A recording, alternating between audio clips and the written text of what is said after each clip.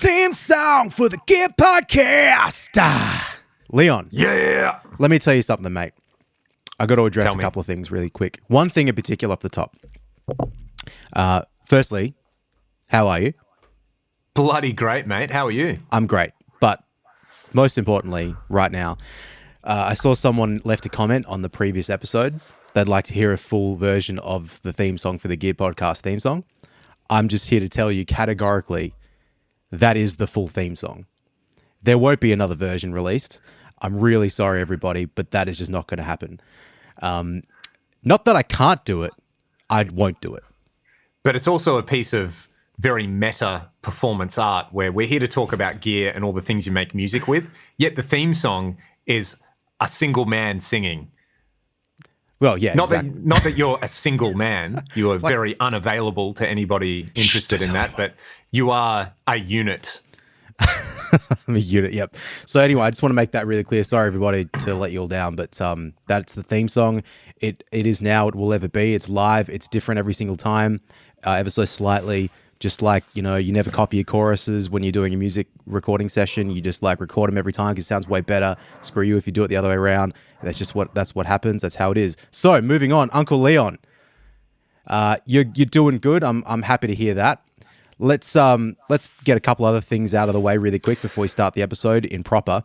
Pies Lions this weekend. How you feeling? Mate, it's 2002, 2003 Redux. I'm actually pretty excited. I don't care who wins, which is awesome. I love watching grand finals where you're like, hope it's a good game. The prelims were sick. Oh, it's been a great final series. It's been a good year of footy, except for the Eagles getting pumped nearly every week. But yeah, it's pretty exciting. Yep. Pretty exciting. Could go either way. Yeah, if you're, I'm not sure when this episode's going to go out, but if you have the option to watch the AFL Grand Final, wherever you are listening to this in the world, then please do it. You'll enjoy it. The ones in black and white are the evil team. Just so we're all clear, it was almost an evil versus evil Grand Final. Thankfully, there is a sparkle of good in there, even though it's coming from Brisbane. So you know, I guess you take shout out to all our Queensland listeners out there. But I'm feeling pretty good. Are you playing? Yeah, we're playing that night, so we got a show at Badlands. So what time? Yeah, we're on at like 10. You know, that's a shame. I think it starts at 6:30 or something. So there's multiple bands. I'm at the Balmoral till like 11:30 because otherwise I won't actually hop in. But dogging the boys, mate. The boys. I got double banger. I've got the Camfield early, and then Johnny Fox after that. Oh, not Johnny Fox, Balmoral after that. So it's going to be a long day. Mate, I got to drive to Albany tomorrow. So it's currently Thursday. What are you on that for? Wedding gig. Playing bass. Playing the bass. There you go. I haven't done a bass gig, Leon, since you and I played Melbourne Cup Day last November. So you're going to be you're going to be chopped up for this year's Melbourne Cup. Yeah, yeah, correct. I'm going to be chopped up. I really tried to play some bass before the gig because when we did that Melbourne Cup gig, I hadn't played a bass gig in about 8 months and I didn't have any calluses on my fingers. I didn't know how to play the instrument anymore. It was quite tough, actually. And then I barely got through the gig and I thought, you know what? I've got plenty of time to play the bass, not practice, just play, just get the fingers working again. I had about a month's notice. So naturally, I started playing bass yesterday. Of course. Went through the songs.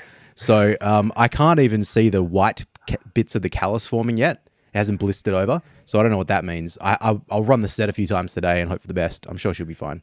It means you just need to play bass with a pick, Troy, like a true bass connoisseur. Basically what you're saying is you're working hard to make a living. You're bringing shelter from the rain. You're a father's son left to carry on. Blue denim is in your veins. That's you. I'm just a working class man. Oh, you're just a working class man on a working class podcast. Yeah. And well, almost on that note, mate, Uncle Leon, one more thing. What'd you do on Sunday, mate? You have a good time? What'd you do? Well, this was the big thing that I wanted to talk about. Once I've talked about this, I've said my piece. I'm just going to tune out. But mate, had some fantastic brisket. Some of the best. Did ya? Some of the best brisket I've ever eaten, Troy. And you know who cooked it? Who's that? Of course you know who cooked it, because you cooked it. Oh, it was me. Oh, no, it was good. Yeah, thanks for coming around. If I was you, I'd have high self-esteem after that. Felt pretty good about that one. You know, as always, a couple of things you try differently. I mean, the thing is, we're a couple of dudes in their mid-30s. Our podcast probably goes out to a bunch of dudes, plus or minus 20 years from how old we are right now. And if there's one thing I know is that we all love meat, and we all love cooking meat, and we all love talking about meat. So despite the tangents and how often that we go on those, or I go on those, I think this is all something we can all appreciate. So I'll just say really quickly, it turned out pretty well.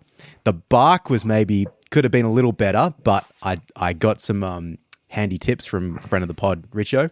Should have wrapped it just a little bit later, just evaporated some of the extra moisture out of there, then wrapped him, and it might have been sweet. So next time, that's what I'll try. But no, it turned out pretty good. I ate so much meat, mate, for 2 days straight.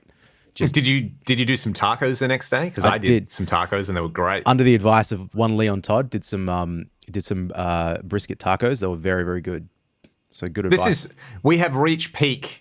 To quote Homer Simpson, I'm a white male aged 18 to 49. Everybody listens to me, no matter how dumb the suggestions. Like, in that age bracket, have a podcast. You know, have a hobby that takes over most of your life, and love cooking barbecue meats. Yep. I mean, the barbecue could be the hobby that takes over my life, and yours too, probably. It's a real fine line.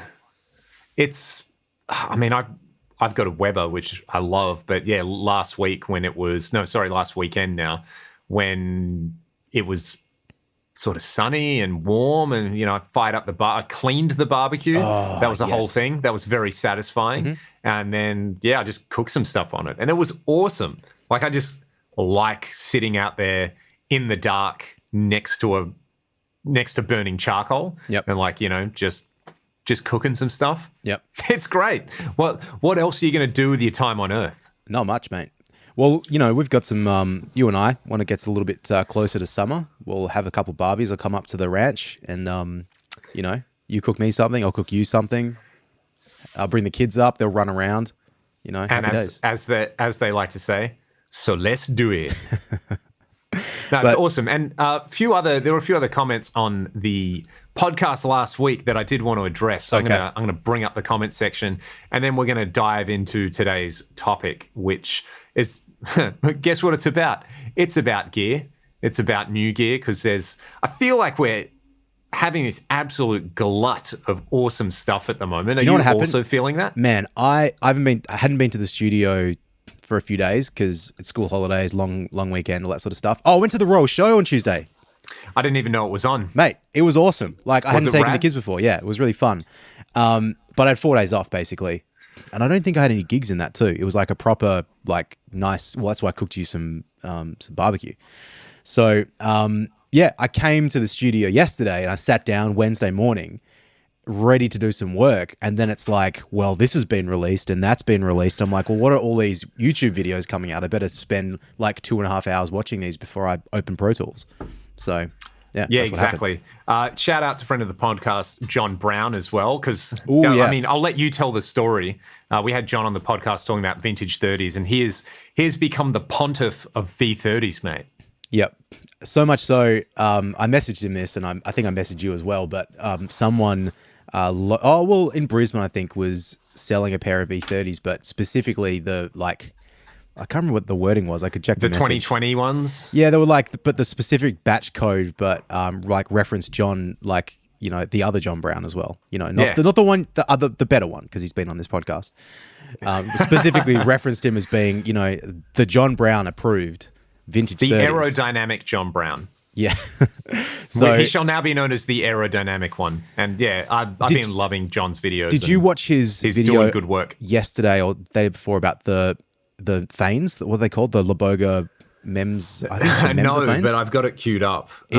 They're really good, man. I really, really liked the way that they sounded. They're a little different to V30s, but the way vintage, because I'm back onto vintage 30s. I like them again. I didn't like them for a bit, like them now. There's like a mid-range clarity in those speakers that is just it's so present, it's so in your face more than any other speaker. And I feel like those Fane, again, I think they're called MEMS or Mate, can you just shut that cat? I'm kidding. Imagine if I had a meltdown. Like, no, but yeah, the way those Fane things like sounded, it just like enhanced that mid range, just like brought it out. I mean, you know, Celestion is synonymous with guitar speakers, but you know, every person at some point goes EV in their life, and it's such a different thing, and you're like, whoa, I don't get it. Whoa, I get it. Fanes are, you know, they don't sound like them, but they are that other kind of classic speaker tone that's been around for a long time. I remember there was a far out, where was it? Maybe it was at Super Freak Studios or something. I went and caught up with friend of the podcast, Johnny C, Anarchy Audio, and there were 3 AC30s in there, a new reissue, an old one with blues, and a 70s one with Fanes, and the 70s ones with Fanes sounded insane. Right. It was so awesome, so heavy. Maybe that's why I had the association with, they make me think of EVs as well. Right. It's just the mass. So they're just I'd love to grab some at some point. Yeah, I've thought a couple of times about grabbing the Freyet cab, like the two, or I think the 4x12 and the 2x12 are literally a couple of $100 difference to buy them in Australia. Yeah. So you just probably buy the 4. But I mean, they're a bit expensive. Like for the cab, it's probably something I don't really. I've got, man, I just so bought, many cabs. Can you see the cab in the back corner there? I don't know if you can see it in the shot. I bought a new cab. Yeah, that's a Marshall SV 212 with V twin. No, V. What are they called? V types in there. So it's like, man, that's another cab that makes like 9 or something now. It's probably a bit silly, but man, there's that pair of blackbacks that I'm still really tempted on. This, like, pretty affordable. They're really tempting me because I don't have anything vintage. Proper vintage, and I'd like to get that era because, you know, old mate Zen Amps, when you like. He was the one that, when I first heard blackbacks, I was like, that's something I need to investigate a bit further. So anyway. Oh yeah. Anyway. They sound so good in those Zen videos. But yeah, shout out to John Brown. There's a bunch of other stuff which is absolutely tangential to this. But yeah, so much cool stuff coming out, right? So where do you want to start? Where do you want to let's start with this big dog. For everyone who can see this, Friedman IR-X, which I'm stoked I can finally talk about because I've had this for at least a month. It's just a 2-channel BE preamp, but so here's the thing, like, you know, the Synergy module, I didn't really like the BE Synergy module. And the thing that I wish the Synergy modules had was, like, they've got a speaker emulated out, right? But it's like a kind of analog speaker sim. It actually sounds pretty good. Yeah. But if they had IR loading and a built-in power amp sim, they'd be an amazing direct solution. So that's basically what this does. 2-channel Friedman preamp, power amp sim, IR loading. The stock IRs sound really good. You can load your own in. It's got MIDI. It's got a USB editor. It sounds really, really good. It was an interesting thing when I got it. I was like, okay, this is either going to be, people are either going to love this and just froth it, or it'll get roasted because it's like, well, it's a bit, is it a tube preamp? Is it a digital modeler? It can't make up its mind.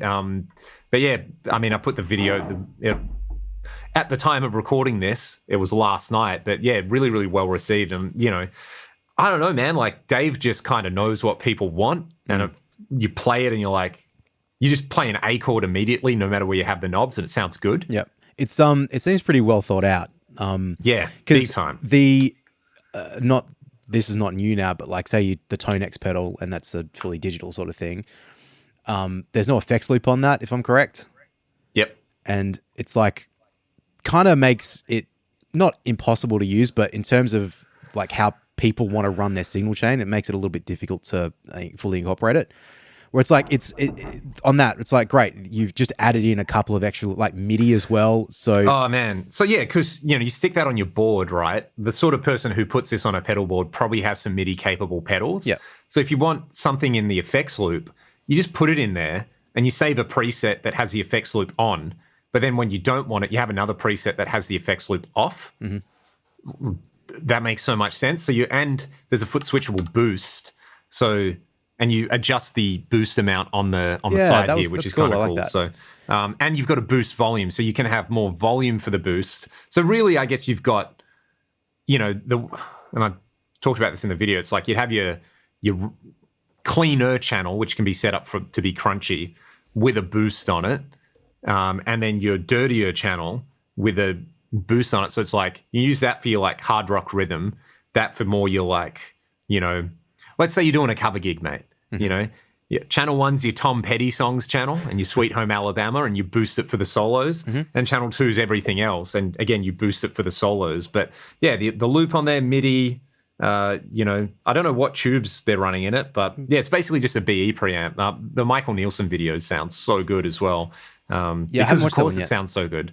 And they just, at time of recording, they've just done a tone talk with Mike, going through this pedal. So, and there's 3 IR slots per channel, and you select them on the unit with a little switch, which clever. Is nice. So, the only thing I wish it had was there's presence and thump, sort of like power amp controls that you can only access from the editor. Yep. And there's no high or low cuts for the cab IRs, which I thought was weird. That'd be cool if they added that as a feature at some point. But you know what? That sort of thing you could quite easily do in a software update, right?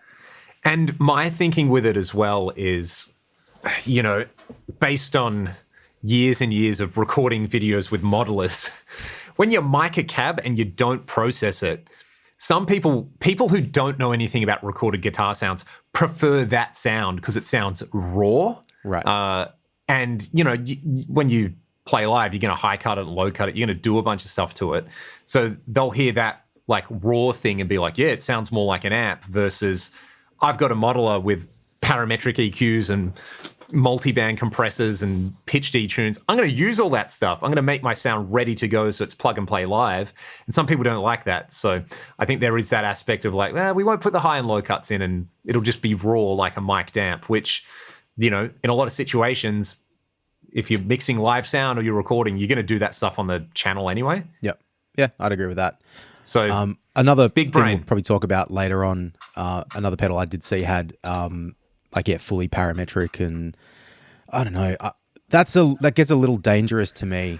I don't want to leave that stuff as a recording engineer. I don't want to leave that stuff in the hands of a guitar player, all due respect to guitar players. Of idiot guitar players. Well, on parametric EQs, I've got these here to review, which, we say that, but then like as guitar players, no one makes good parametric EQ pedals, but the Empress Para EQ. Oh, right on. That's they cool. just reissued. It's pretty great, man. Like foot switchable boost, but this is the one that just has 3 bands. So you have 3 different Q settings per band. And a boost. So, well, let me clarify, because I think it depends on where you're putting something like that in the chain. So yes. If you're using, presumably if it's a pedal like that, you're putting that in front, I guess. So you're sculpting the tone the way it's going to hit the input of the amp, or your other pedals in your chain. So it's going to have a different effect than like the output of everything when effectively doing like what you're going to do on a mixing console or in Pro Tools or whatever. That's the sort of stuff where, just to clarify my statement before we move on to that pedal, because you just never know. Like you can't account if you're trying to sculpt tone to make like your sound like holistically work for the way you hear it. That's one thing.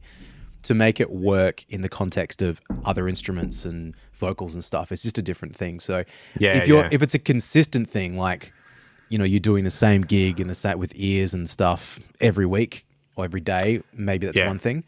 But I don't know. I'm not really that into that. Even though like the Wall of Sound plugin, the 2 Notes thing, it's got all that stuff built into it. It's like, could do, but you'll probably just use an EQ when you like afterwards when you're doing stuff with exactly. it. High low pass filters are different, and also quickly, Angus's tip. We talked about this before. The low pass filter, like way down at 5 kilohertz, which in a million years I never would have thought to do that, but I did that on my matchless setting at the moment, my HX Stomp, and on that one, man, huge difference, massive. It's great. Hey, like I've got it on the FM3 now, and it's like I think I had the low pass at 6,500 hertz or something, but just taking it all the way down, you're like, oh yeah, it's just taken off that like clicky stuff at the top that can get really annoying when you're really loud. Yeah, it's hard, man. It's hard to reconcile what sounds good and what you think you should do from years of experience. forgetting that with a lot of the digital technology and the modelers and stuff, man, it's a completely new world. Really, it's completely different. Yeah. So, you can do that. But coming from even the traditional, people mixing electric guitars, and of course you do this a million different ways, but you high pass or you low pass or whatever. Usually, if you read, how would you low pass a guitar, for example? 10 kilohertz, 8 kilohertz, never go more than that. It's like, well, better not do that if that's what. Right. For example, I'm fairly certain, and I don't want to get my information wrong, but the guys that did like the Paramore Riot album, there's like a huge amount of information on that, and I love those guitar cool. sounds. This is dating back 15 something years, so I would have read probably on the way they did their guitars, like high passed it at 80 hertz and low passed it at 8 kilohertz. I'm like, well, it sounds good on those amps, better do it. But then you got to go like, well, that's for a like highly like produced, mixed like pop punk album versus like me playing through an active Behringer wedge at a gig. It's like slightly different circumstances. Playing through one speaker in a courtyard. It's very different, but as I said, it's hard to reconcile that. So, sorry, can we just stick on the Friedman just for a minute before you go on to that? Yeah. Because just before we jumped on, you said people were bitching and moaning about no XLR on it. Is that right? Yeah. I mean, I was watching the Tone Talk chat, and as you would expect, there's every possible... And, I understand this as an end user. It's like, I see this thing and I want to use it a particular way. Can it do A, B, C, or D? But it's marketed as a direct solution, and there's so much, how would I run this in front of a deluxe reverb tone master? Yeah. That doesn't have an effects loop or something. And it's like, well... Don't. Don't. Yeah, it's probably not the right product for you, that's a whole other thing of, when stuff comes out, everybody... There's a difference between, it's fine to be critical.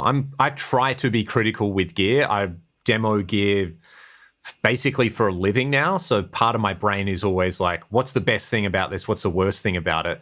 But you have to contextualize those criticisms where it's like, this Friedman thing, right? If you've got a Helix and you use everything in the Helix and you've got this wicked rig for playing on in-ears at church, obviously this isn't for you. Yeah. This is for cavemen who have expensive amps, who sometimes can't take their amp with them or sometimes can't play the amp loud. Yep. You go down into your man cave when your kids are in bed and you can't turn your 3 BE100s on in your wet rig. So you just plug headphones into this and the experience is very comparable and it sounds really good and you're happy, That's kind of the vibe. And it's made for a specific use case. It's not going to do everything. Yeah. Man, I just thought like that with an H9 or something or H90 in the loop. Man, you'd basically... Troy, although, is it a stereo... What do you think I'm about to film a video with? Is it a stereo loop in or is it mono? Mono. Oh. So that's a shame. there's only a mono output for the direct out. But, okay. I imagine in a situation where you take that and gig with it, most people running sound most venues are going to have DI boxes. Yep. So... I think the only unfortunate is because it's got a headphone output on it, the fact that you can't insert that in the loop and get your big stereo. So that's... if that's really important to you, just buy a separate headphone output. You'd be able to sort that out. It wouldn't be that difficult. But it would be, that same thing with the Tone X pedal. It's like it's got a headphone out. The Tone X pedal has reverb, which makes sense. Like you chuck that on, but that's one of the compromises on it. Yeah. With an H90, it's a Bradshaw rig for. It's everything you need. Like really, it's pretty cool. I because I'm always trying to think when new products like this come out. What would suit me to do the Dockers games? Because I'm still taking the AX8. I do have the Amp Academy, which I still never took out. I've tried it because I actually quite like the headphone plug-in. What's it called? The jack. Anyway, you know what it is, but the thing you just plug directly into your guitar and you plug headphones into it. The auxiliary in, yeah. Yeah, that thing sounds pretty good. You're thinking of the Mighty Air. Is it the Mighty Air? Whatever. Something the Air? thing that it's literally just like, it's a thing about yay big and you plug your guitar, you plug it into your guitar and then headphones into that. The Mighty Plug. Mighty Plug, yeah. Yeah, I think so good. Yeah, those things sound really great. But yeah, I was sort of thinking like, oh, it's because it's all this stuff is so much smaller than taking an AX8. I can just chuck in the backpack. Is anything like that gonna suit me better? But I just haven't pulled the trick. Like, on the one hand, I like stuff. I like new things and new toys. But if something works and has worked consistently for a long time, I'm hesitant to change it. You know what, Troy? This has just percolated into my consciousness, and this is going to be the name of the episode. So much stuff out there. You know what they are? They're solutions in search of a problem. Yep. Yeah. Like, there is a lot of that. This is a solution for a problem for someone who doesn't want to use a modeler, and they like tubes and they like high-end amps. This is for you. Some other stuff out there. Sometimes you're like, yeah, what's okay? Outside of the tubes, like, 'cause I mean, that has real tubes in it, but what's probably the next most comparable product? Because like TC's got those new pedals. I guess they're a bit different still. They're like probably the boxes. 2 Notes. What is it? The Revolt? Oh yeah. I haven't tried those. I haven't really looked into them too hard, but they look pretty cool. Do they have tubes? Let's have a look. I think so. I'm pretty sure they do. Let's have a look in real time. Are you on OBS? Yeah. You could screen share. I am on OBS. I could screen share this, yeah, but then, You don't want people seeing your tabs, do you? I don't know, mate, the 3 tabs that I have open, because total tangent, but I am definitely a person who's like, if I have more than 2 tabs open, I get anxious. If I have more than like 2 unreplied emails in my inbox, I need to snooze them more. I love that feeling of an empty inbox. I have 21,981 unread emails. And this is these are the 2 types of people. Yeah. And this just goes to show that, the world is a complicated place and everybody should just get on, whether you're an empty inbox person or a 21,000 full inbox person. But yeah, probably the Revolts, which obviously have a few other sounds in them, but, like Friedman have built their brand on, you want this one great thing, here it is. So yeah, I mean, that, like, really appreciate that. I don't want to feel like I'm pumping anyone up too much, but I do appreciate the limitation in sound sometimes. I think you can do so much without having, I'm talking to Mr. AXFX over here, and I'm an AXFX user and a Helix user and all this sort of stuff, but you do get that like option paralysis, and sometimes you just just want to plug in and play guitar. So it is helpful. And the other thing is, there's a really important point. When you have something with limited options, it makes you do certain things. It makes you dial in sounds a certain way that you may not otherwise. So, for example, last night, I brought this up and I was like, someone probably left a comment like, oh, it sounds so much better than the Fractal. And I was like, oh, yeah, you can tell that from a video that doesn't compare them. Awesome. And I was like, well, okay, I never use the Friedman models in the Axe. They're awesome.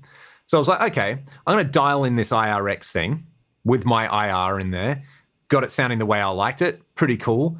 Fired up the Friedman models in the Axe, and I was like, cool, which one's going to sound the closest to the settings I have on there? So, Troy, in the Fractal Friedman BE version 3, basically the same settings. All I had to do was, I matched the settings. All I had to do was turn the depth on the model down a bit. Okay. And it basically sounded exactly the same. Well, I was like, I never turn the depth down on those models in the Axe. They're normally at about 5. Turn it down to about 2 or 3. And I was like, there it is. That's the sound that I like. I have now learnt something about how these amp models work, which is a powerful thing. Yeah. Now I know how to dial them in better. Could you, because we did catch up and we were talking about stuff the other day, you said something I thought which was really interesting about the Axe, which was the taper on the volume control, or the master volume on the AXFX. Can you just share that with the listeners really quick? Yeah.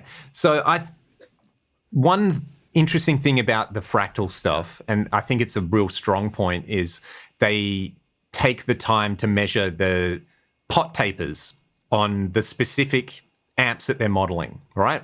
Which is cool, because when you're dialing in a JCM 800 and you're used to playing JCM 800s, you want to set the knobs in a certain starting point, as you well know, Troy. Or you Mark Series Boogie, you turn the bass all the way down, treble all the way up, good starting point. So it does that, but they've got that headroom meter on there to tell you like if the power amp is close to saturating. One thing that I found is, and I suspect, is that that's like an idealized taper. That's the one thing, and it's the one thing that took me the longest to realize is, you have the master volume in the amp model, but then the amp block has a level control. Yep. So if you want to just make things more loud, you use the level control, but the master volume will affect the tone. So but having said that, it's pretty accurate on like the recto models and stuff like that. We set it to about 2. Basically, you have to listen. Yeah. So I was trying to match my Soldano and I would put all the knobs in the same place and it was really close, but like the real amp felt like bouncier. There was this real annoying thing. I was playing the A string. I was like, it just feels bouncy. Why is it doing? I was deep diving on the model. And then I was like, oh, maybe if I just turn the master volume down, because, on the amp, you hit about 6 and that's when it just like lights up and you're like, there it is. So I was like, I'm just going to do that on the model and find the point where it, you have the onset of awesomeness. Yep. And it was like just a little bit lower. So that's caught me on the, when I was using the AX8 a lot more to dial tones in for gigs, the master volume caught me more often than not in that wherever it was set to by default on a certain amp was always not where I wanted it to be set. It was always like either a little loud, usually a little loud or cranked up a bit. Which, that was a bit of a pain. But just sorry, before we move on, you got my Marshall at the moment. Have you had much of a blast on it? Yeah, it's really, really good. Really, really good. I don't want to... We should just do an episode on it. Okay. Because Jason did such an amazing job. But yeah, pretty much everything you said, I agree with. And all the settings that you'd marked on there, I was like, yep, this is pretty much it. It's just, man, just stock. It's an awesome stock amp. The mods on it are cool. And I like that they're switchable, but far out, man, it's just... Yeah, I'm looking forward to when Jason puts a video out about it, because I did a little demo video of it a couple of weeks ago for him. Which I said this to you, but because I don't do amp demos, so I was hell self-conscious about it. But I finally sent it off, and he was happy, and he'll chuck it in the video. Awesome. But he gets such good Marshall sounds and really knows how to dial it in that even after I recorded it, and I listened back, I'm like. And I listened back to his. I'm like, man, is this actually good enough to send to Jason? Like, it's such a... Well, here's the thing. And I left a comment on one of his recent videos because it's like, man, it's so underrated. He's a great player. Yeah. And he dials in great sounds. And he understands how the amps work. Like, he's a demigod walking the earth, Like, I had this moment where I was watching him play. I was like, bro, you're sick at guitar as well. And the sound's so good. And you've just spent 25 minutes explaining in depth how the mods work. Like, this is... what YouTube was made for. Like, this is so good. It's a good part of YouTube. He's got the Triforce of skills right there. So I'll just say quickly on that, Jason. because Love you, man. Yeah, like about a week ago, I got caught watching his live stream 2 weeks in a row, which was unfortunate because it was 2 hours of talking about amps and on a Friday morning. So I show up to the studio again to do some work and get distracted. But I'd intended to re-record this video for him, and I got distracted, but cranked it up again, had a bit of a play, and I was playing with the master volume on it, of which on my Marshall, and as we can talk about this in another episode, but I'll quickly just say this now. On my Marshall, I marked like 3 settings, like low, medium, and pain. The pain level was like when it started to sound the best, but it was like pretty up there. But it was only at about 11 o'clock roughly on the amp. And I'd push it past that and was okay, but I didn't like love it in the past. But I marked these settings like in 2014, like when I first got the amp. Yeah. So anyway, when I'm playing this amp last week, I was like, I wonder if I can get a little bit something different out of it. I was cranking it up, and I did some, I recorded some little clips of it so I could tell. So I got it to 130. I'm like, oh, it's kind of interesting. It actually just smooths out a little bit at the top. It's saggier, but it, because of what he's done to it, it's not exactly how it was, 9 years ago. So it's worth experimenting with this sort of stuff. So I pushed it to 230. I pushed it to 330. Like, I cranked it up quite a bit, and it did change a lot. And I quite liked it around maybe 2 o'clock on the master volume, but it was loud, man. It's probably too loud. And I went back to my normal positioning and still kind of like it there. But it was interesting. But anyway, cool. I said to Jace, like, I told him about this, and I ended up sending the original video anyway. But I was like, just out of interest, because I don't remember what he said about this on the channel. Where do you set the master volume on a Marshall? Like, where do you personally like it? He's like, 11 o'clock. I'm like, well, there you go. It's there you go. There's a reason these things are that we arrive at these similar conclusions, right? But yeah, look, we need to do an episode about that amp because it's so awesome. Yeah, we'll move on. Sorry, everybody. What was I talking about? Parrot EQ. Yeah, this Parrot is EQ. awesome. I've also got their distortion pedal, the Heavy Menace. Awesome. Man, distortion pedals are good now. You know, like that's all I can say. Like there's a 3-way gain switch and a foot switchable gate that's really good. Oh, wow. And you can set the mid frequency and it's like a 3-band active EQ, but there's also this weight control, so like a tight control, which, yeah, I mean, you can make it go chug a chug a chug, but you can also get the kind of like, one thing I really liked about like the Origin Revival Drive is like you can kind of do like that saggy Sabbathy thing with it.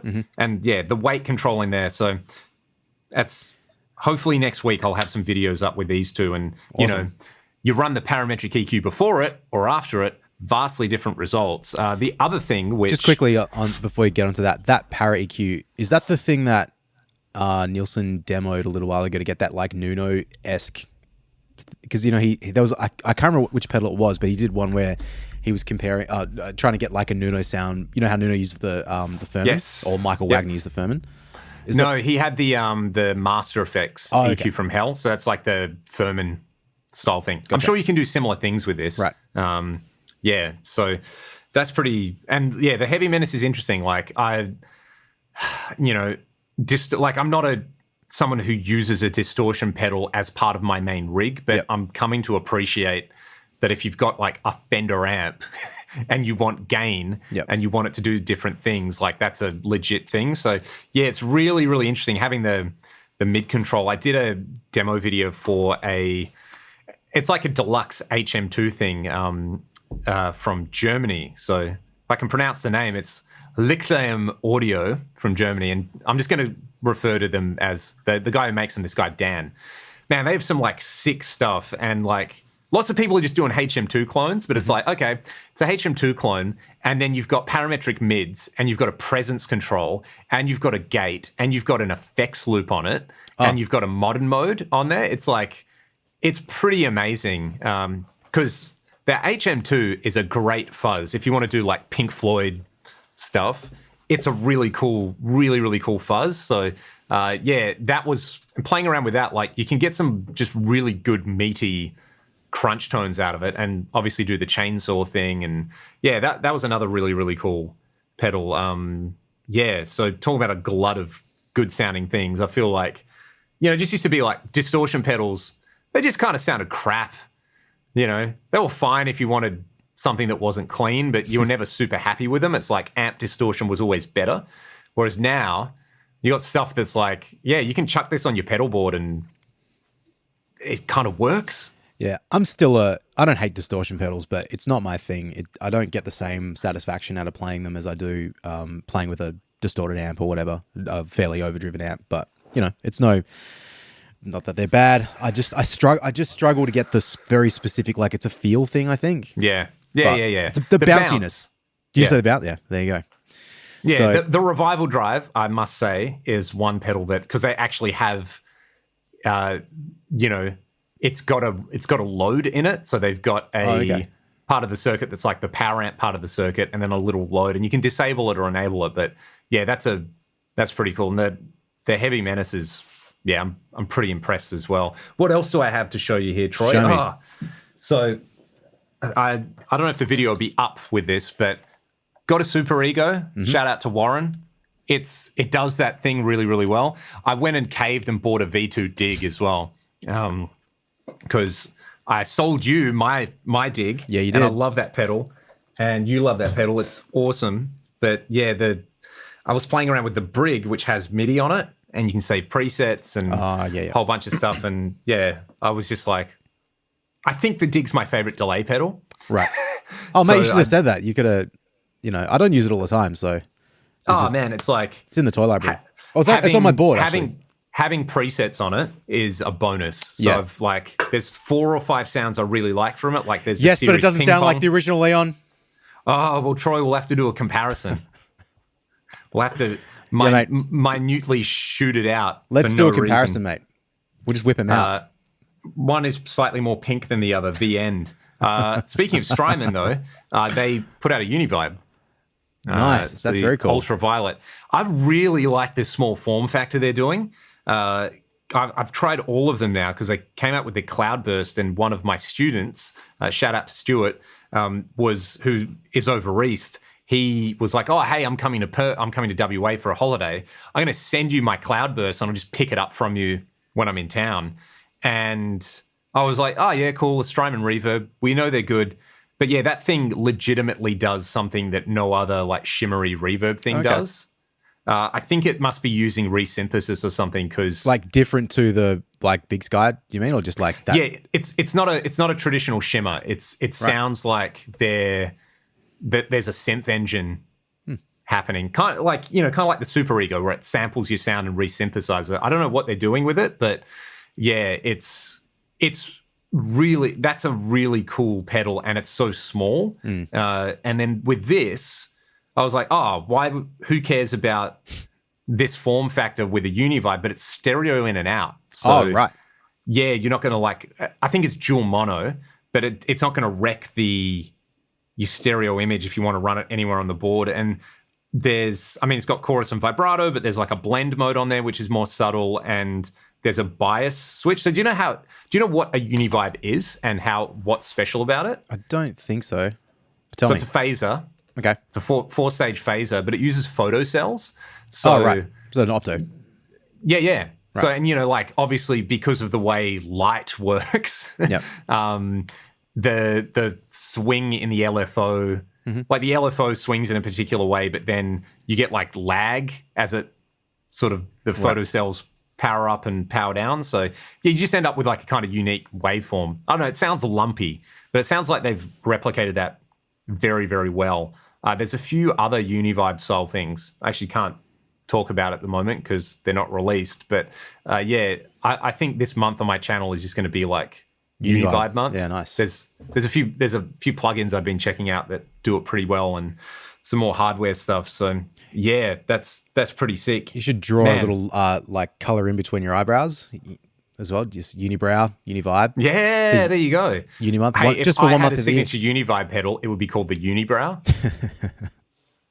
Did you ever pluck your eyebrows like in the middle? Do you get hairy eyebrows like in there? Mate, I am a caterpillar incarnate when it comes there. Like I'm constantly doing it. Yeah, right. You may or may not remember, but I shaved my eyebrows at university. Of course I remember, Leon.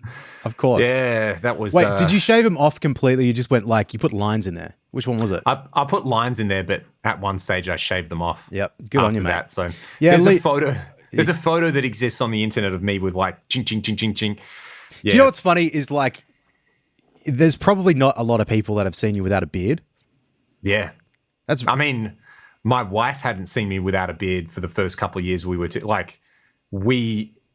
was after we got married. It was her birthday in 2016 when I just woke up in the morning and I was like, oh, I'm going to shave my beard. That'll be funny. And she laughed so hard she cried. Yep. And then you got divorced. And that's the last time. Also, you asked about this and you haven't seen it. And I haven't I need to do an in-depth video with this, but this is back and it's all new and improved and slick. I thought that's what it was, but is that your logo on the back of it? It is. That's yeah. Awesome. That was, I got a really, really lovely letter from them as well. And that was kind of a surprise. So I won't talk too much about it. I'll talk about it in the specific videos, but it's got humbuckers, which I liked the mini hums before, but full-size humbuckers I'm really digging. And it's got the freeway, so it's a 6-way. Like you have your traditional Les Paul on one, and then you've got another 3 positions up here. So yeah, and this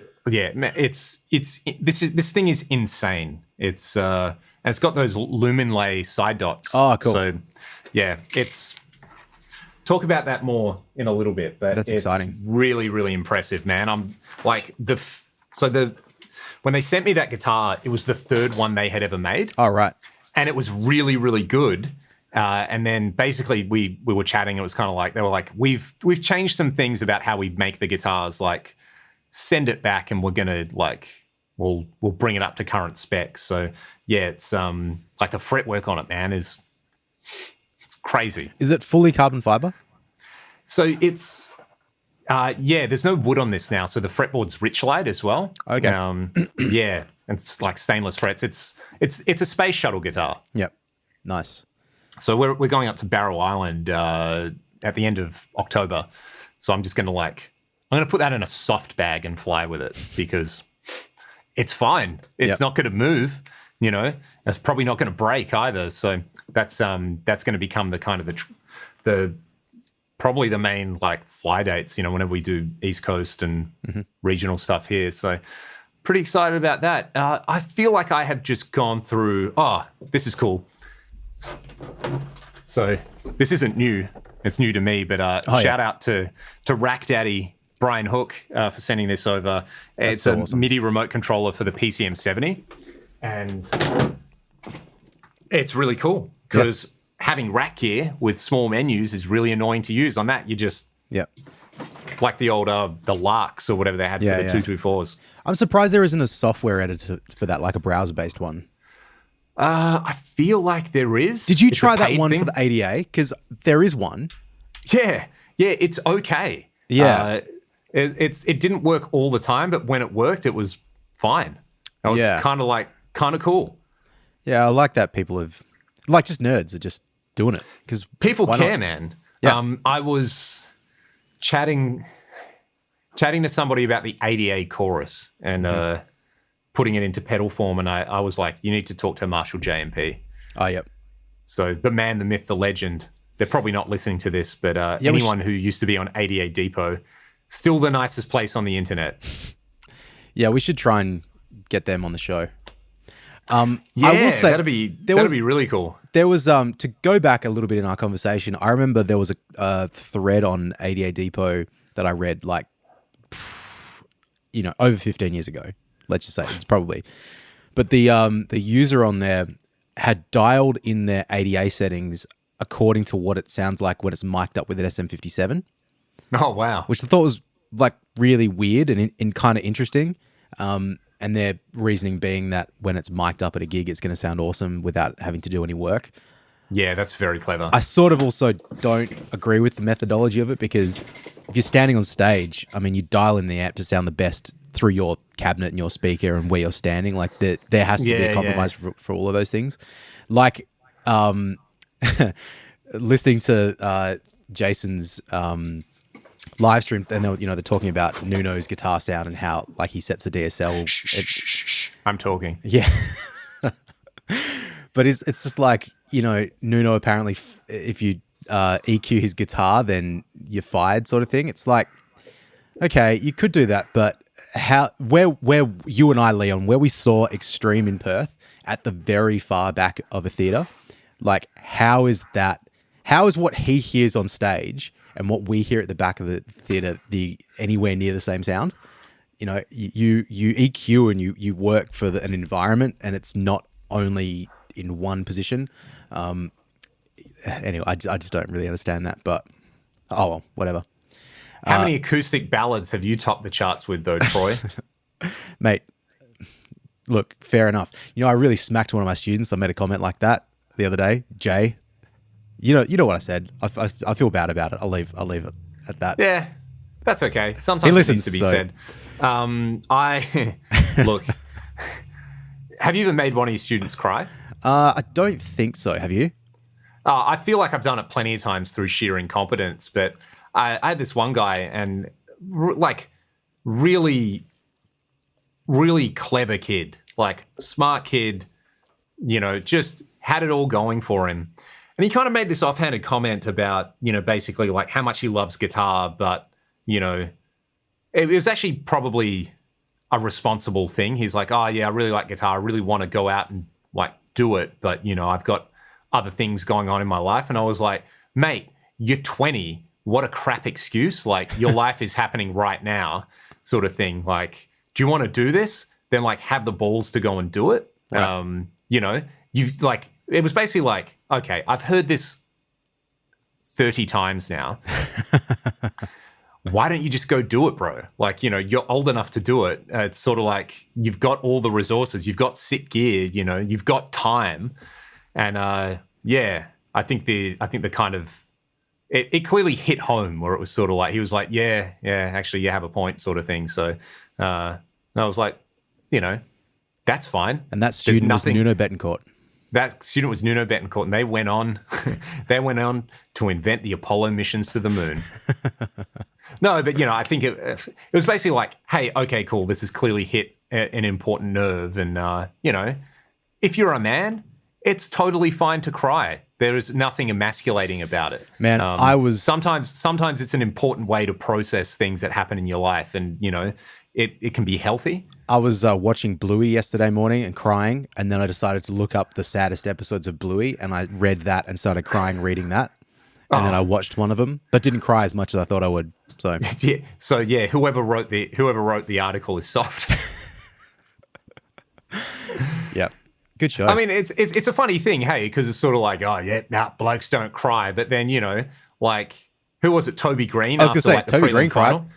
Man, like, he's like the hardest player out there, Yep. like, and if that to me is just a sign of like, bro, you left it all out there. You're lost by a point. Yep. Shit happens. I remember having like specifically playing football, and like, you use up all that kinetic energy, and kind of that's the only way you can process what's going on. You're just like, even like, I feel like we won a game once and I was still just like wrecked, and I was like, man, I was like 14, why am I having feelings? Oh. But yeah, it's a real thing. Sometimes the other thing that gets me sometimes is, when you have a guitar sound that's so good and it makes you so happy. This is like a once every 6 months thing to me. I'll be playing and I'll just be like, oh, this is just so good. This is so awesome. You get emotional about it. Mm-hmm. That's a cool feeling. Or sometimes you're on stage and I don't know. Yeah, for me, I don't sing, but sometimes you're playing a guitar solo and you're like, oh, here it comes. Yep. Here's the feeling. This is what I used to feel like all the time, and now I'm dead inside, but I'm going to enjoy it for the 45 seconds it lasts. I used to work with a singer that while they were singing one of their songs would burst into tears quite often. That was interesting. But yeah, I don't know if my own guitar playing or guitar sounds have made me cry. I'm trying to think if it has or not. You're obviously not using heavy enough string gauges then, Troy. Mate, I'm on the sevens because that's what Rick Beato told me to use. So that's probably what the problem was. Exactly. Oi, there's a man who has definitely made some of his students cry. Bit of a Who do you want to be? You want to be Ron Barassi, or do you want to be? What's the opposite of Ron Barassi? Clarko? No. Clarko would spray. Like who's a loving, caring coach? Oh, loving, caring coach. Sorry. Like who's going to give you a big hug? Who's going to give you a Fags, bro? Fags will give you a big hug. Oh, he gets fired up. Bob Murphy. Yeah. Like, or you know who would give you a hug, but it would be disingenuous? Bevo. I'm done with Bevo. We've been talking about all these, modern masculine properties you can have. He's someone who gets a bit too sentimental.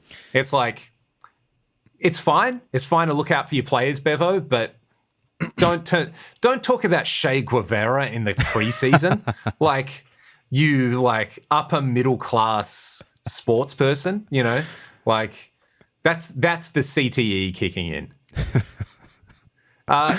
Caring coach.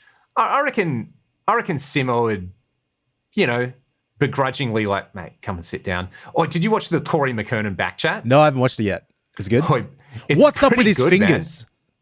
Does he talk about it? They're like, they're doing this, but it's like the two middle ones permanently at this joint. Like, you know what that is? That's Ruckman stuff. Yeah, it's too many spoils. I used to teach bass to the ex Subiaco Ruckman and his kids, and they're the most lovely, lovely people. And he just had one of his fingers on his left hand was just like, it was shaped like that. Like a Tetris brick? Yeah, basically like a Tetris brick. And I was like, what happened? He was like, I was just in the ruck and the other ruckman just grabbed my hand and just like twisted my finger. And basically he's like, the doctors were like, it's at the stage where you can either leave it or you can cut it off, but you can't fix it. Yep. And he's like, would rather still have the finger. Just, I'll just say it, like, sorry everybody who doesn't care about AFL, but Leon, do you want to just tell everybody Daniel Chick and his finger? Oh, oh.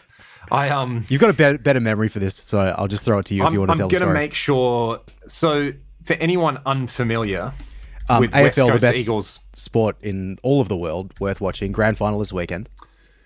So what happened here? Daniel Basically, Chick, basically won the Eagles the grand final in 2006. Well, yeah, maybe. pretty much. So if anybody wants to know what we're talking about, go and look up AFL Grand Final 2006 highlights. And there's a man who is called Daniel Chick, and he performs a maneuver called a smother. And the smother is kind of like the pinched harmonic of football. If you can do smothers good, people think you're sick. Yep. And especially in like junior football, I used to try to smother all the time. So someone goes to kick the ball, but you put your hands over it and stop the ball going where it was meant to go. It's like a block in basketball, but someone's kicking the ball instead. Yeah, but an elite athlete who's probably 90 kilos and over 180 centimeters, 6 foot, is kicking the ball as hard as they can. And you put your hands between where the ball's going and their foot. So yeah, like a block. So anyway, Daniel Chick performs this maneuver, and then the AFL's great swingman, Adam Hunter, runs onto the ball, kicks a goal, and the Eagles win the grand final by a very tiny margin. Yep. So basically, what is it like? Dan Chick, hard. He is a hard man. A hard man, indeed. And basically, he had an injury or something with his ring finger on one of his hands, and they were like, we confused the joint, but it will make it immobile, and you need that to like handle the football. So he just had it amputated. Yeah, just had it cut off. Just was like, well, I still want to have a successful football career. Chop it off. Yep. Not another question asked about it. See you later. So that was in 2002. Yeah. So he kept dislocating it. But I'm pretty sure he had it chopped off, and then it was like a week later he went and played. It was no big deal. Or it might have even been that week. They gave him that option, like, no, chop the finger off. I don't want to play. If it was on his left hand, he wants to like play some Ingve Malmsteen, maybe he would have kept it. But maybe he wants to play some Sabbath. He just doesn't care. Exactly. Man, they're like, just on that, and maybe the last thing we talk about today, Tony Iommi not having fingertips. I know it gets talked about, but it doesn't get talked about enough because that's ridiculous. Like, have you actually seen close-ups of him playing and how he uses those thimbles? Not really. Go on, I was watching something, it was like how to play, there's just a thing. One, he's like the most humble dude. He's just talking about like, oh yeah, in Sabbath, I just sort of came up with this and we did that and, it is what it is. But you're like, yeah, you're just redefining how electric guitar works. But yeah, man, it was those middle fingers on there. So it's like when he bends, some bends he does with different fingers, but it's like, yeah, he like, the way they're taped onto his hands kind of doesn't look very comfortable. Right. So I think he's just played through over 50 years of like compromising with it, yet, It was like, I saw a picture of that Indian guy that's had his like arm up in the air for like 70 or 80 or 90 years or something like that. Yeah. And it just looks like a bone and his hands all mangled. So, I mean, he's not in any discomfort now because that's his entire life. So yeah, Iommi's the same. So he was 17. He lost the tips of his middle and ring fingers on his right hand, which he plays with, in a sheet metal factory. Oh, that's horrific, man. And like then he just. So what did he do? He should have played right-handed, like played normal. Like that would have been so much easier. The thimbles were made from old fairy liquid bottles, melted down, got a hot soldering iron, shaped it like a finger. What a mad dog! Like.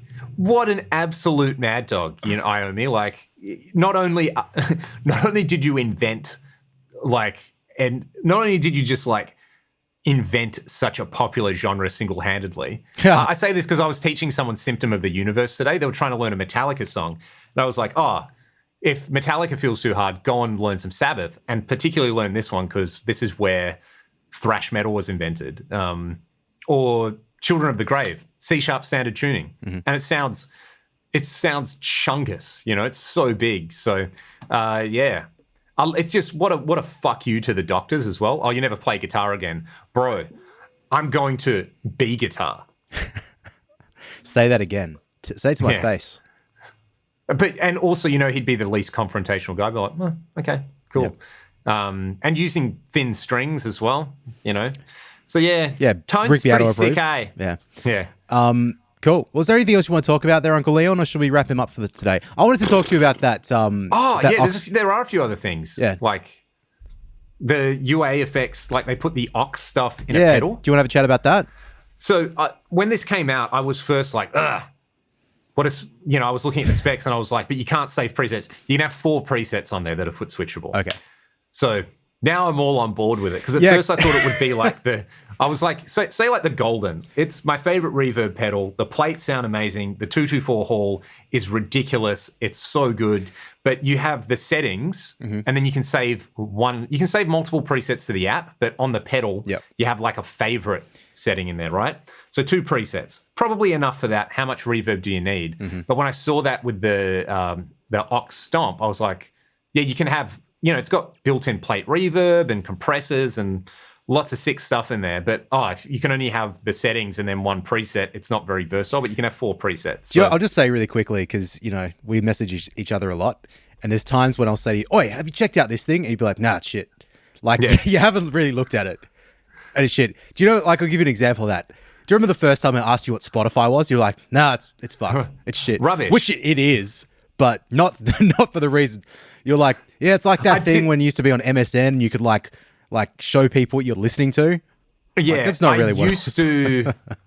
I just didn't understand how it worked. And now music streaming is everything, right? So, you know what's hilarious, man? With the Ox Stomp marketing materials, one of the photos is the Ox Stomp with a quad cortex and the other is the Ox Stomp with an AX8.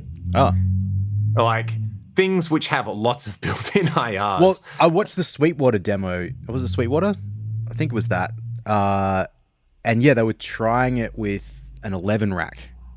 I think it was a Sweetwater. Yeah, interesting. That's cool. Like, that's a cool way to be like, hey, here's an old thing. And the shortcoming are the cabs. There's delay in it as well. Yeah, it's got some cool features in it, I suppose. Hey, and again, something that for us would probably be like, well, we can do that other ways. But if you've got one of their their Ruby thing or something like that, and you want a few extra options, and again, it's modeling for people who don't want to do modeling. Yeah. No MIDI is a shame. Like, I feel that about their entire line of pedals. Like, it's like Universal Audio have just decided that no one needs MIDI, so they don't need to do it. Same as like the interfaces, they're amazing, but there's some really obvious things that you can't do with them. Yeah, that's a shame. I would love the Ox thing as a Unison plugin. Yes. That would be sick. I would immediately buy that. I would probably buy an Apollo as well, again, to have that. That would be very useful. Do you want to talk about the dynamic IR thing? Or do you want to? Do I? I don't know. Do you, or do you want to save that for another time? Well, look, it's like everyone has dynamic IR, right? So, like, what do you mean? Because an impulse response is by definition not dynamic. This is my comic book guy cap that I'm putting on now. Well, actually, it can't be dynamic because it's an LTI system. Leon studied maths, everybody. Just remember that. Yeah. And there's lots of people listening to this who would have an engineering background. So, they've sound engineer. Over here. Yeah, exactly. Do you remember saying that you were studying sound engineering to my dad? No. Like maybe the first time you met him, and he was like, "Understand you're an engineer, man." And you're like, "Oh yeah, I'm doing sound engineering." He goes, "That's not engineering." I don't remember that, but yeah, that sounds like I distinctly remember that and just being like, "Why are you like this?" He's right. Yeah, he's 100% correct. I'm studying sound guy. Yeah, I'm studying mixing desk. Yep. Anyway, that aside, obviously speakers and the way they interact with amplifiers, there are going to be non-linearities. For example, like the impedance, you do have speaker compression and you do have drive from speakers, and as UA like to talk about, cone cry, but they're edge cases. And probably the most important thing, which something like an Axe-Fx models, it has impedance modeling and speaker drive and speaker compression in the amp block, so you don't need it in the impulse response. So I'm curious if UA are actually baking those things in, like if there's when you, within the algorithms, if it's like, here's the part which models the nonlinear stuff that is going to happen in I won't say in a speaker, I'll say in an amp speaker system, right? And I mean, I don't think you really are going to have many non-linearities with the actual microphones themselves. You probably will with the channel strip stuff, right? You're overdriving channel strips. So in that case, saying it's dynamic IRs, if you're modeling the channel strips and you're modeling some of the like speaker compression and drive and things like that, then yeah, but a lot of other, it's not like those things aren't being modeled by other companies. Right. Is that my rant?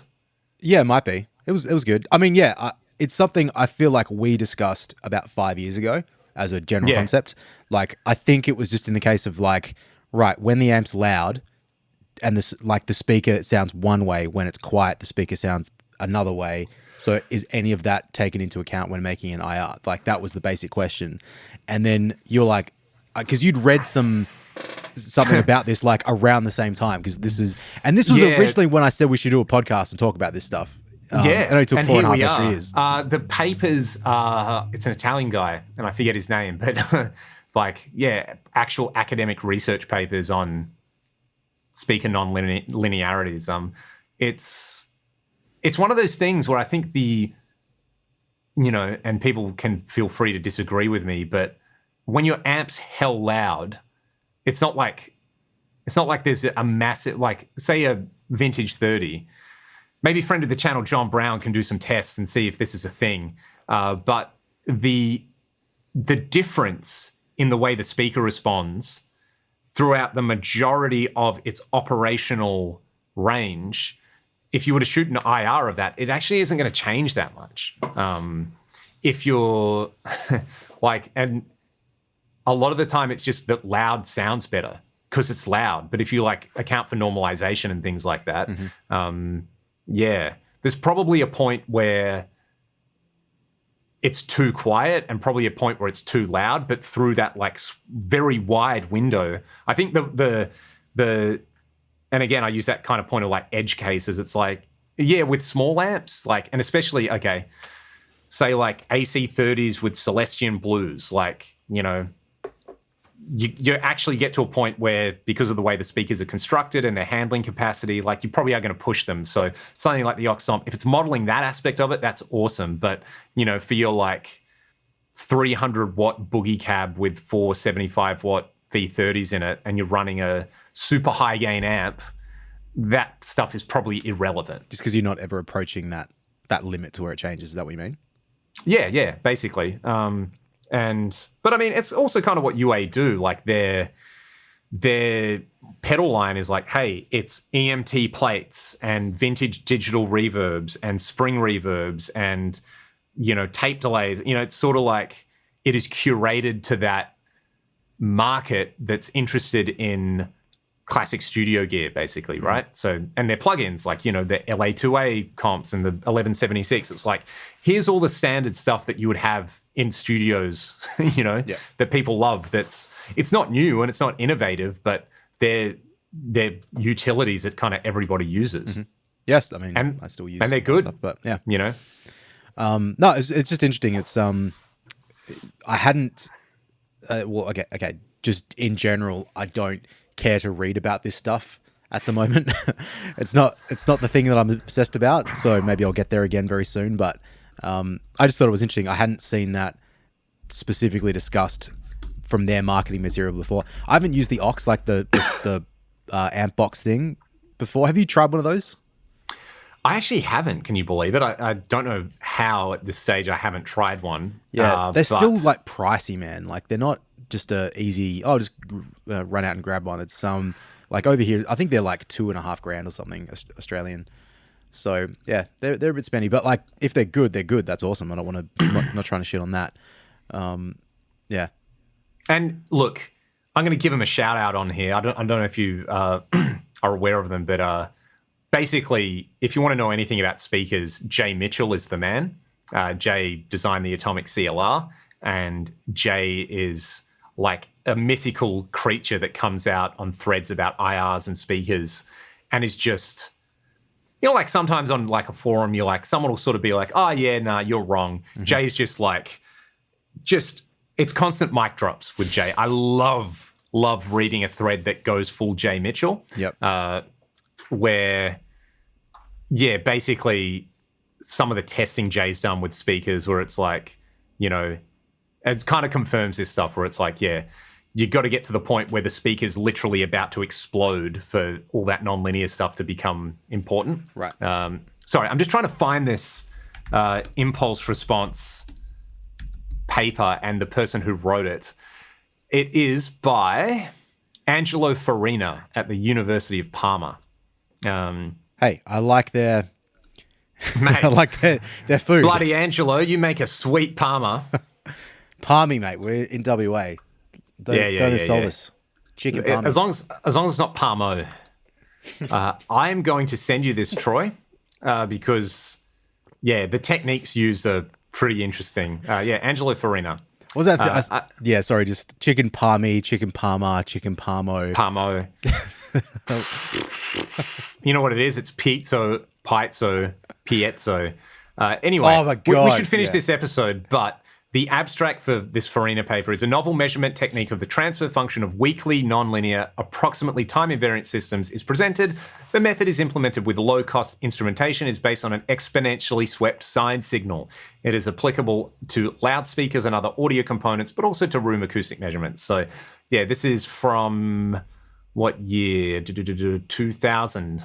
So, Troy, the exponential sine sweep, it was out there in research papers for capturing IRs, and kind of not an accident that by about the time the first Axe effects came around, 2005, that suddenly IRs are a thing. So the market's maybe lagging 5 to 10 years behind the cutting edge research. Interesting. Well, there you go. Hey, you know what? This is stuff. Mate?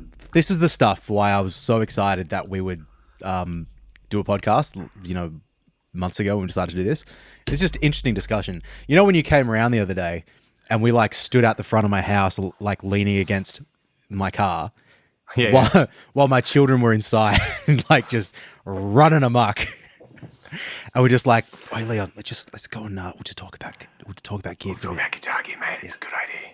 So yeah, it's good. I don't feel guilty about doing this, whereas I feel guilty about not parenting. So hey, this is work, mate. We're working hard. We're working class men. Everybody, go and listen to Working Class Man by Jimmy Barnes, and just stare silently into space while you do so. I've got to finally learn Kaysan for this gig tomorrow as well. I reckon I've probably played it a few times, but I just always cook it. That is all for today's episode of the podcast. If you want to catch some extra chat, you can sign up I'll chuck it up on my Patreon or somewhere like that where you can have a good old chuckle. And what are you up to this weekend, Troy? You playing? I've got Albany tomorrow, and then I've got 2 gigs on Saturday, and then Sunday off, and then back to teaching on Monday, I believe. So far out. Yeah, it's pretty busy. Pretty much from now to the end of the year is quite busy, which is very nice because when I'm busy, I have money, and when I have money, I can buy toys. So you can buy briskets. I can buy briskets. That stuff's not cheap, man, but worth it. Worth it for the. And you know what I bought last week was I bought a little toaster oven to hold the brisket at approximately 150 degrees Fahrenheit overnight. Didn't burn the house down as well. That was very good. Always a bonus. Yeah, but what about you, mate? So what do you got this weekend? Hen Friday, and then we've got a ragdoll show at Badlands on Saturdays. So aside from that, I'm like. Like I said, there's a glut of gear coming out. I got a lot of demo videos to do over the next couple of weeks. So, yeah, it's good. Keeps me busy. Keeps me trying to make sure I can actually play the guitar. And nice. We'll do some more of these as well. So, thank you to everybody who's tuned in. This was a fun episode, and we'll see you on the next one. Bye.